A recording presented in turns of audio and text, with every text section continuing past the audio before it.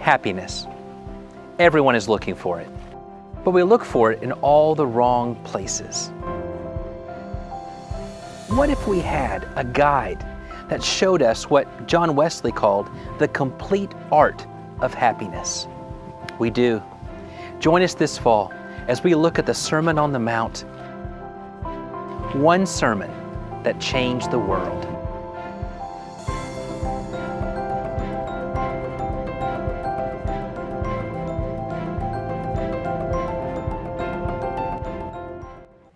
And when you pray, do not heap up empty phrases as the Gentiles do, for they think that they'll be heard for their many words. Don't be like them, for your Father knows what you need before you ask Him. Pray then like this: Our Father in heaven, hallowed be your name. Your kingdom come, your will be done on earth just as it is in heaven. Give us this day our daily bread, and forgive us our debts or sins, as we forgive our debtors or those who have sinned against us. And lead us not into temptation, but deliver us from evil. A preacher who was known for his long sermons once noticed somebody who got up in the middle of the sermon and walked out the back. When the preacher was standing in the back greeting people at the end of the service, he noticed that man had come back. He said, "Excuse me, I couldn't help but notice that you got up in the middle of my sermon. Why'd you get up?" And he said, "I went to get a haircut." And he said, "Well, why in the world didn't you do that before you came to the church?" And he said, "I didn't need one then." Now, I've got some good news for you. This is not going to be a long sermon. I felt convicted when I read the text for this morning. Jesus begins by talking about those who are known for their many words and then says, "Don't be like them." Only Jesus isn't talking about preachers here. He's talking about prayers. When I was a kid sitting in the pew on Sunday morning, I would have told you that the only thing worse than a preacher who preaches too long is a prayer that goes on too long. Oh, fighting to stay awake. I mean, you asked me to close my eyes and then you begin this snoozer of a prayer? Perfect storm. And some of those long prayers telegraphed that they were nowhere near the end. Like that one I remember when I was a kid. Something of a commentary on the Lord's Prayer. He didn't just say the words, he had to make comments on each line and then apply them to every single thing in his life and every single person he knew. The problem was that I had memorized the Lord's Prayer in Bible class, so I knew that I was in trouble when the guy who had already been up there for what seemed like eternity said, "And Lord, give us this day our daily bread." I knew we were only at halftime. At least it could have, had the courtesy to give us a bathroom break or something. Long prayers. I'm joking, of course. There is no sin in a long prayer. You've prayed long prayers, haven't you? When you get the call that you've been dreading for weeks, the test results are in. You have cancer. The bills have been piling up, and now the bank sends the foreclosure notice. They're coming to take possession of the house. You're awakened with the startling message: she's been in an accident. It doesn't look good. Oh, we've prayed long prayers, haven't we? The book of Psalms was the songbook of the early church. The songbook. And there's some long prayers in there, aren't there? Try taking a look at Psalm 119. But I warn you, you have to turn a lot of pages before you finish it. When we have so much to be thankful for, or when we feel so much pain that we just want to pour out our hearts to God. Jesus isn't condemning long prayers. He's talking about showing us, people who want to be seen, to show off. But I do think that it's helpful sometimes to remember that God knows everything. My friend Noah Whitlock over at College Church got this line from his college professor, and he loves it. Has it ever occurred to you that nothing ever occurs to God? I mean, he knows everything before we ask. So when you don't know what to say, or when you don't have the words to say it, you don't have to go on long. Some of the most beautiful prayers in the Bible are incredibly short. Psalm 119's got 176 verses, but the Psalm 117, just 2 before it, it's got just 2. Just 28 words in my Bible. A 10-second prayer. I can think of some extremely powerful ones that were even shorter. One of my favorites is only 3 words long. Jesus had a group of followers known as disciples. And they were in a boat out in the middle of the sea in the middle of a storm. And right then, looking out over the horizon, they saw Jesus walking on the water, walking on the sea. Some of them thought it was a ghost, but Jesus told them not to worry. It's me. One of the disciples named Peter said, if it's really you, Lord, command me, give me the power to step out of this boat and come to you. And Jesus said, come.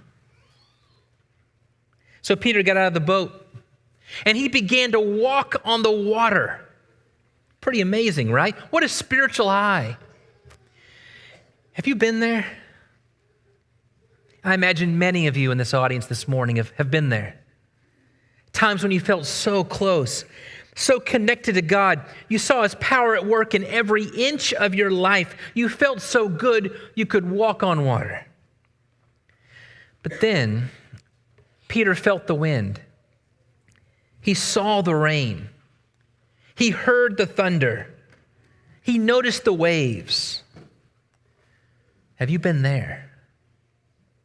When the weight of the world comes crashing down on your shoulders, the burden is so strong that you just sink under the weight of it all.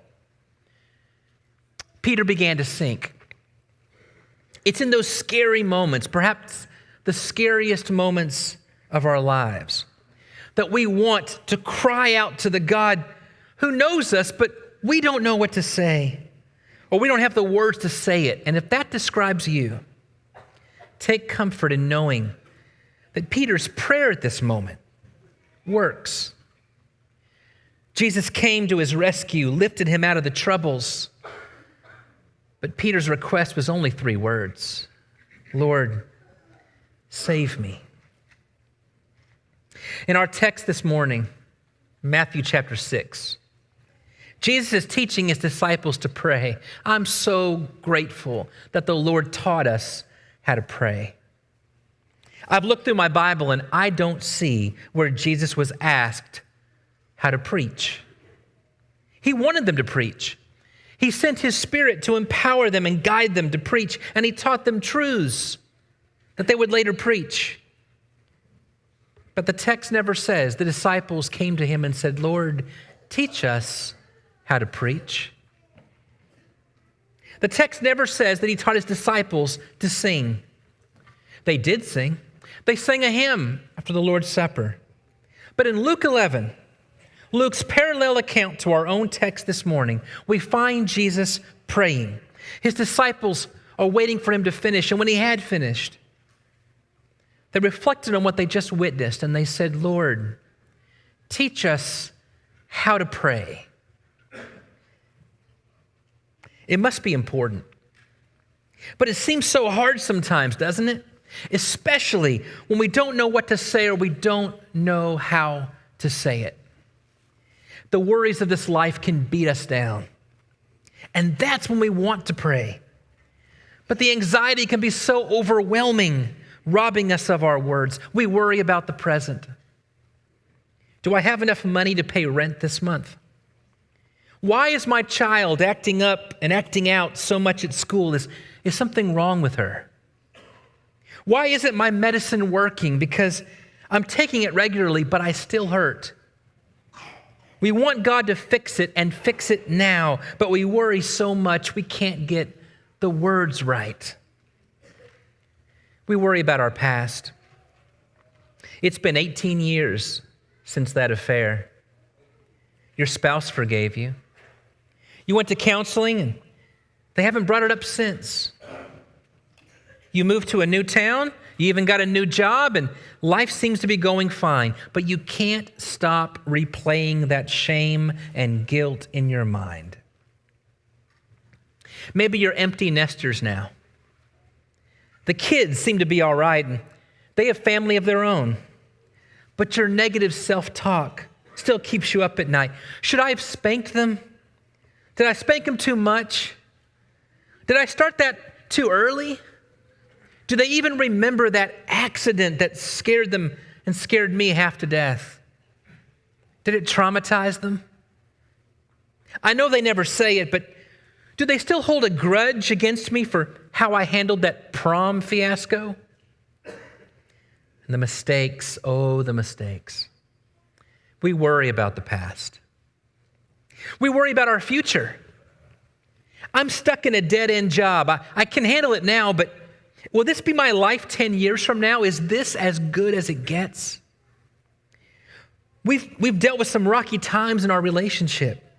We're holding it together now with duct tape and fingers crossed. But where are we going to be in 5 years? I'm looking at my retirement account, if you want to call it that.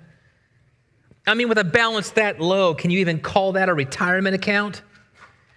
Will we ever have enough to enjoy retirement or just to live in retirement? We worry about our future. It seems almost cliche for a preacher to give this advice: say a little prayer. But that's precisely what I want to say to you this morning. When we worry about the present, about our past, about our future, and we don't know what to say or how to say it, Jesus teaches us how to pray. He offers us words and he encourages us to say a little prayer. Are you ready for it? Here it is. Give us, forgive us, deliver us. To meet our needs in the present, give us this day our daily bread.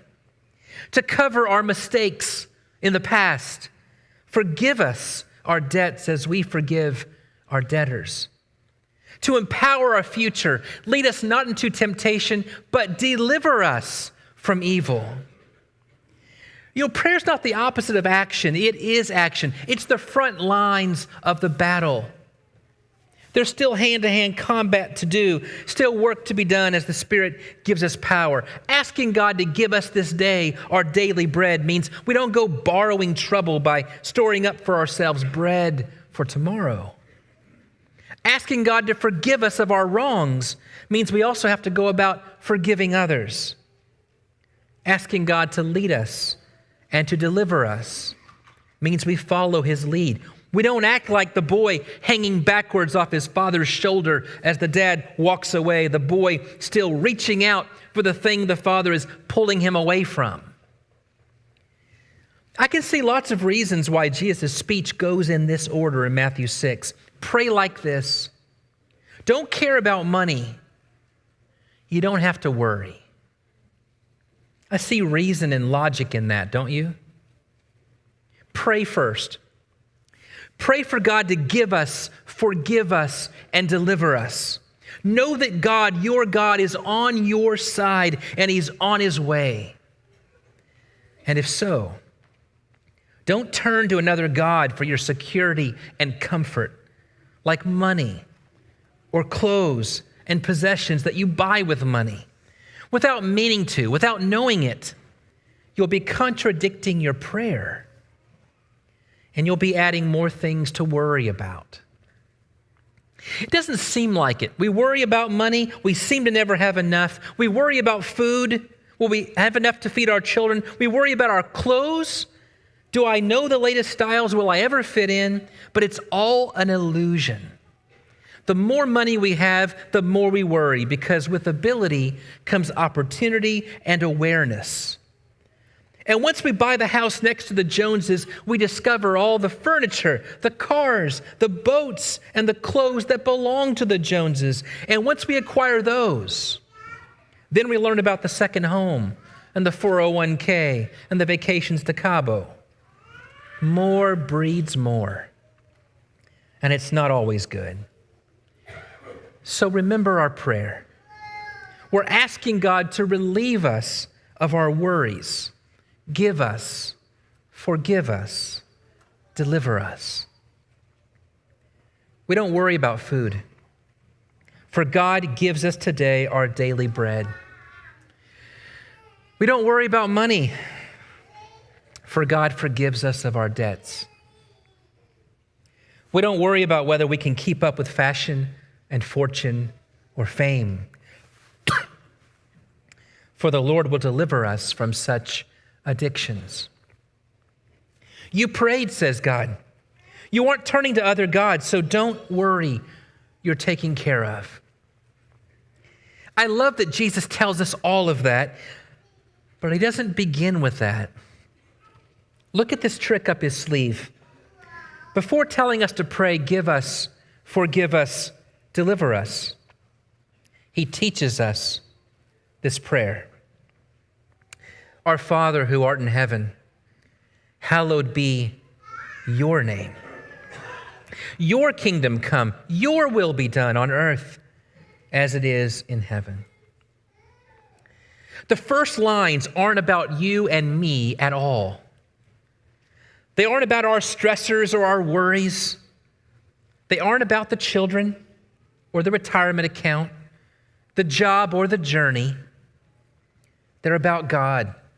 A good God, a God who has plans to make everything right, and a confidence that he is who he says he is. Some of you may have learned an ending to this prayer. For thine is the kingdom and the power and the glory forever and ever. Amen. You won't find that in Matthew's gospel. That actually comes from the Old Testament. It's on the lips of David in 1 Chronicles chapter 29. Do you know why this concluding prayer of David was attached in church tradition to the Lord's Prayer? I think I know why. If thine is the kingdom, and we long for the kingdom to come in its fullness, then we really are asking for you, Father, for you to come. It's fitting, isn't it? That the prayer should begin and end, not with you and me, but with God to come. So maybe the whole prayer can be reduced to two words: Father, come. Come to think of it, that's very close to the final prayer that Paul uses in one of his letters. His two-word prayer is Maranatha, which means Lord, come. Or John's three-word prayer that almost ends the Bible. Come, Lord Jesus. And he will. He sees you in the storm. He knows your every need before you ask. If you're drowning in a sea of misery, rest assured he's on his way and he will save. But what about you? Just as he is on his way to you, he bids you to come to him. Step out in faith and reach for his hand. When you do, you'll find that he calms the waters. In his hands, you're not lost and tossed in the billowy waves. You're safe and able to drink deeply of the Spirit of peace. All of this is given to you in the waters of baptism. We enter in with full assurance of faith, and we rise anew aboard his fellowship. The Spirit and the bride say, come. Let the one who is thirsty come. Let the one who desires to take the water of life at no cost So for all of us who love his appearing, I close this sermon with a prayer of anguish for all the pains that you're going through, a prayer of hope that God will accomplish his good pleasure and that you'll see it and rejoice, and a prayer of thanksgiving to a God who's already on his way to work it. Lord, come. Thank you for joining us. I hope you've been encouraged. I hope you've been enriched. And if you have any questions, any thoughts, any comments, reach out to us at prayers@wschurch.net. God bless you. Tune in next week.